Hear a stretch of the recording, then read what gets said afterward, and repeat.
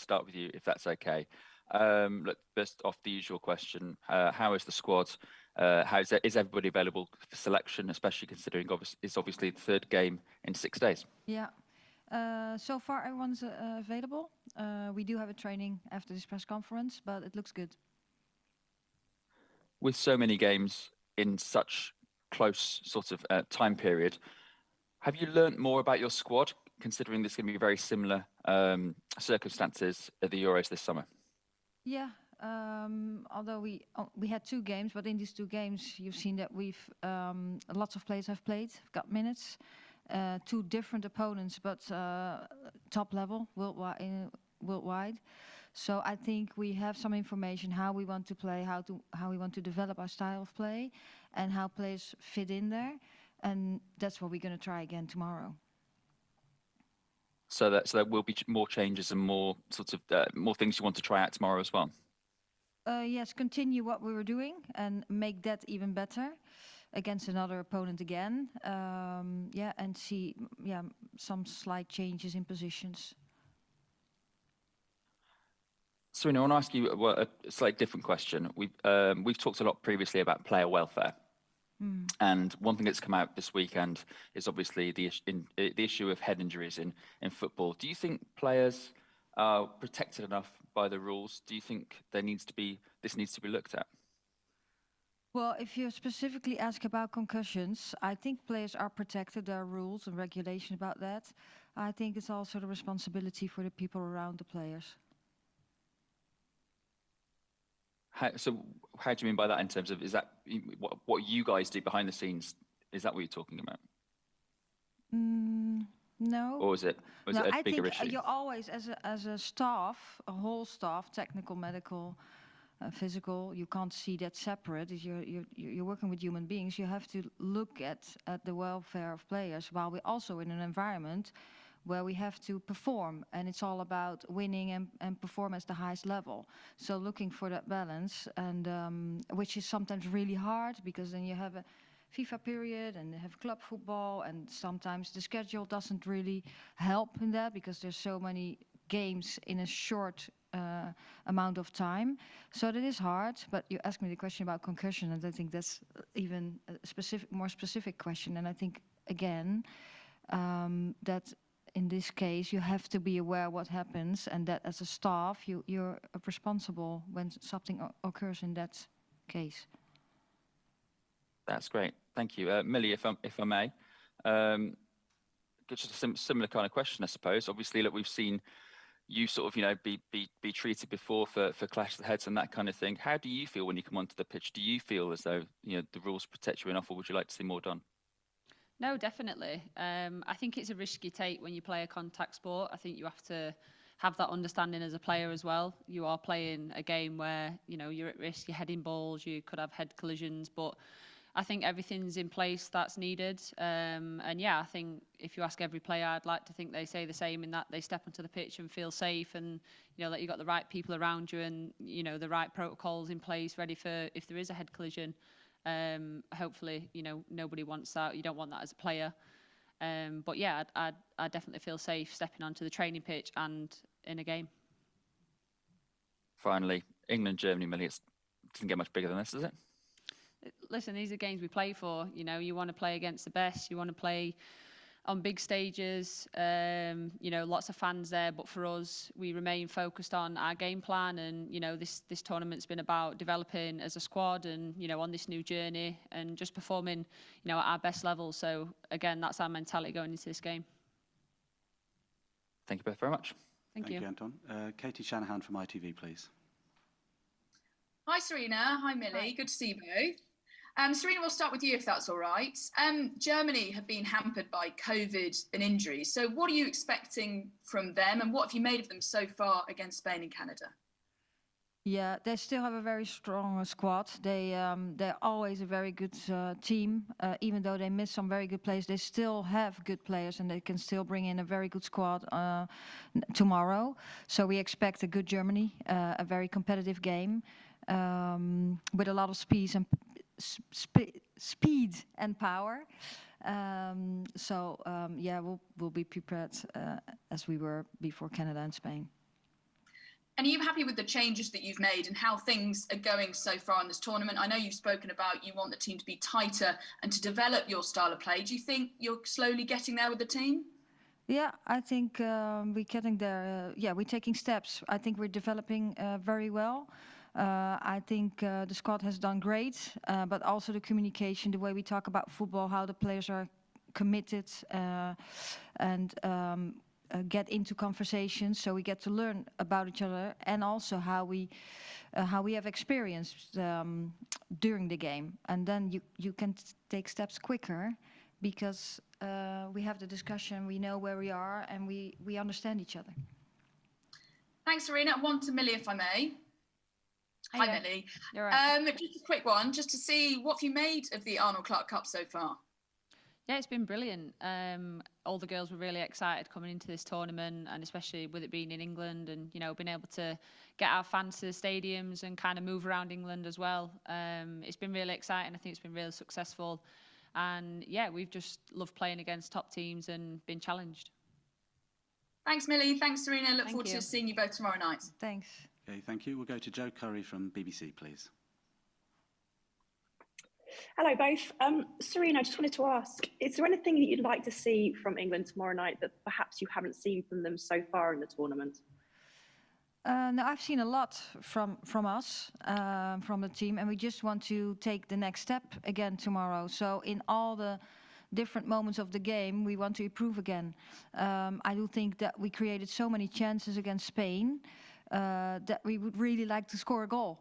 And to take that next step, and it has to do with decision making, with the final connection between players, and just being ruthless too. It's been around 6 months since you started, and obviously you don't get to work with the players all the time. But how much progression have you seen in them since you came in? Yeah, well, first of all, when I came in, I knew the England squad was very good. But it was even better than I thought, and the players have already so much experience and lots of personalities in the team. So I was just lucky to come in and start working with such a good team and good players.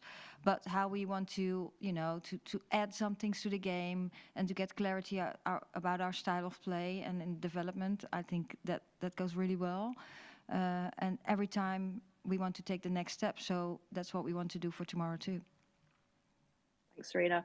Millie, we saw in the last game Hannah Hampton making her debut for England. I haven't seen a smile that big in a very long time. I just want to know, what was she like in the changing room afterwards, and what did you say to her? Yeah, it's brilliant, coming into the game. It's a massive moment for her, but it's one that's, truly deserved. I think she's been playing really well.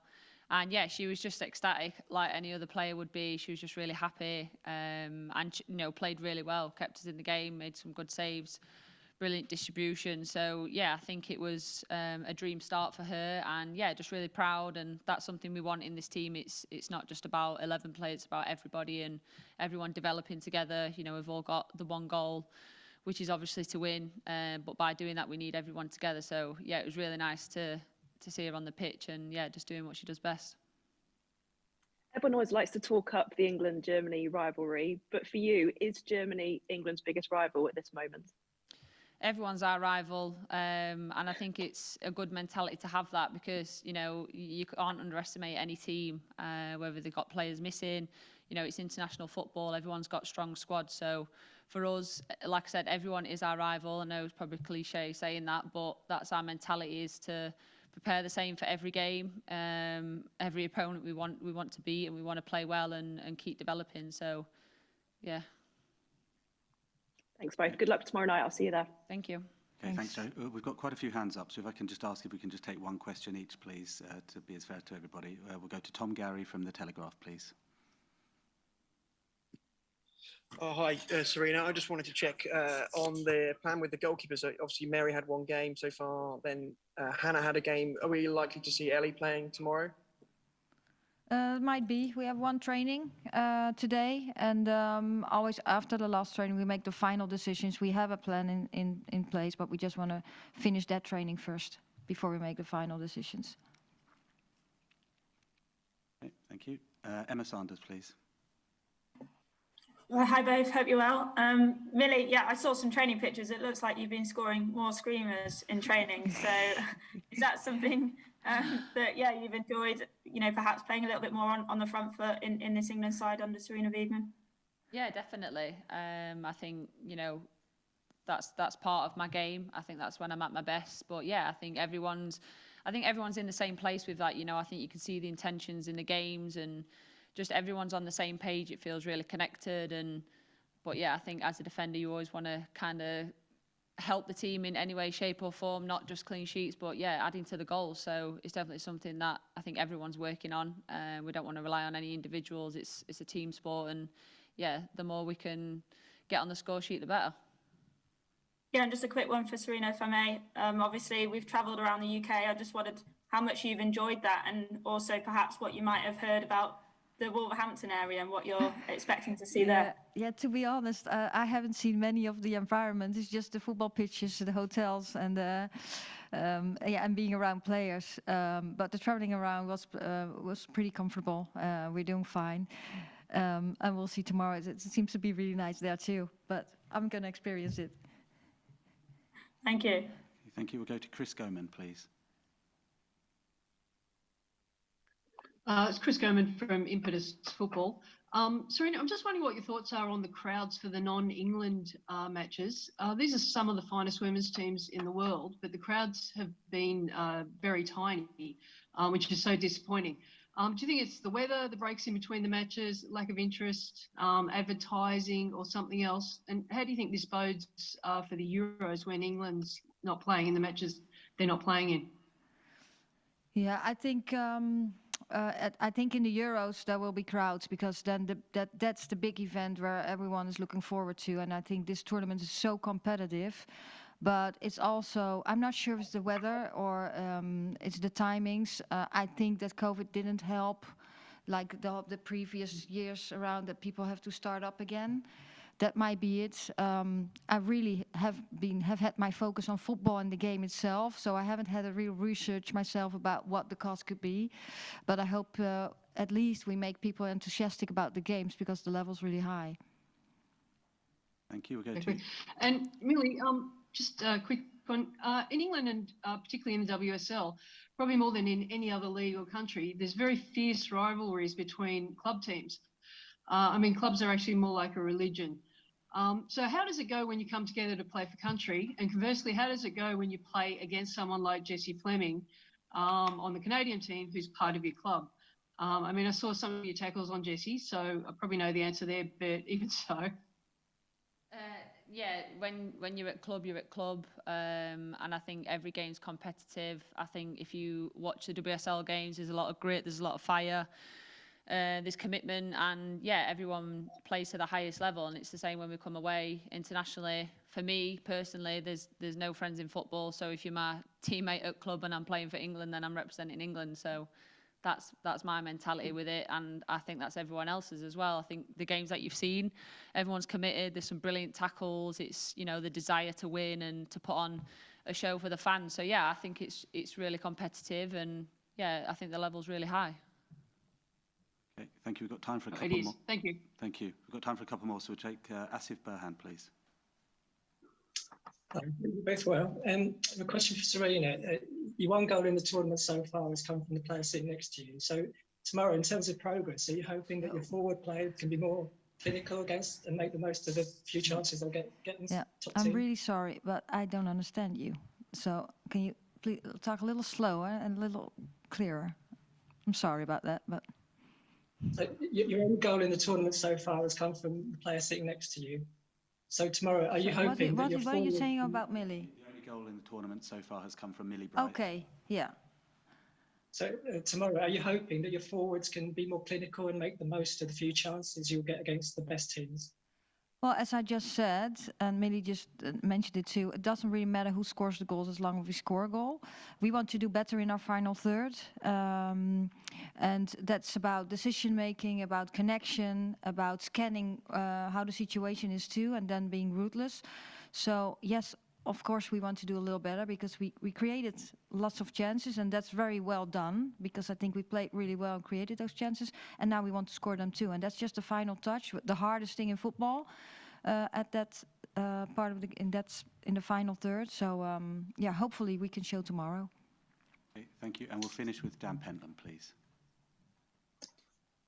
Just a question for Millie, please.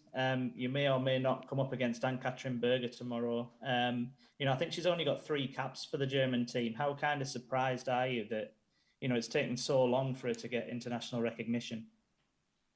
I mean, she's been doing exceptional for club, but obviously I'm not in that environment, so that's a hard question for me to answer. I'm not working with their coaches or kind of what they expect from players. But yeah, I mean, I think everyone knows the level she is as a keeper, and yeah, she's in excellent form. But again, I'm not in their environment, so yeah, it's hard to know what they expect from keepers, and yeah. But obviously, we know she's a brilliant player. I play with her at club, and yeah, I rate her very highly. Okay, that's brilliant. Thanks so much. Cheers. Thank you. Okay, thank you, Sarina. Thank you, Millie. We'll end it there, and apologies again for the delay at the start.